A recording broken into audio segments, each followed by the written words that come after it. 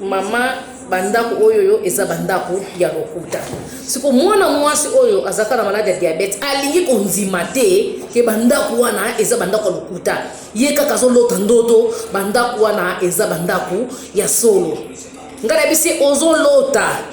tika ngala bima ko mbongo oyo bapesaki yango na kati ya ndako nanga. Alors mwana mwasi wana il faut azongisa mbongo na yo.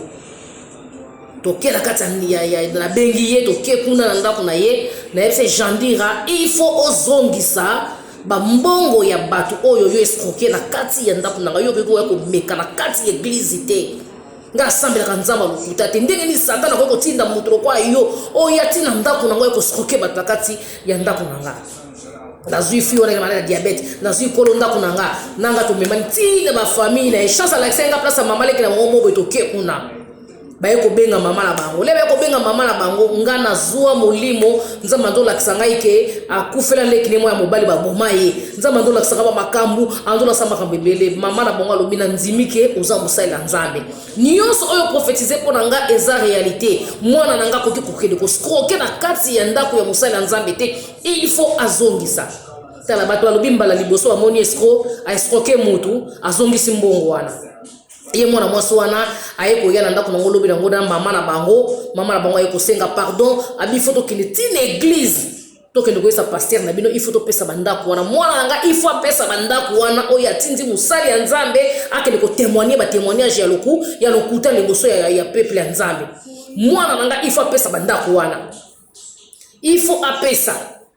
mama wana bayena mbongo baye ko zongisela mwana mwasi wana mbongo na ye mwana mwasi na bandiko finga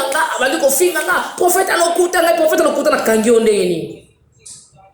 nzamba tika kiyo osala makamuna salite wana ndo osala omoni nzamba komisio na suka soko moni mwana mwasi wana okonzima teke aza escroc elongi ya ba ange esoka zo loba soko tali modeli na ye soki mwana mwasi wana aza escroc okonzima te nani amemela kinga mwana mwasi wana yaya ya garçon oyo amemela kinga garçon amemela kinga avocat wa amemela kinga avocat yene mutayela kinga bana basi wana na kati ya ndako nanga misusu bakimaki ya tikali poko amoni ke non nazana ba ndimia ba ambassadeur nazana ba ndimia ba général nazana ba ndimia ba taminene ba ndeko bonde na bango pona baka bia awa wande place na kosala escroquerie soki ezaki na bande ko bondela nzambe ya lokuta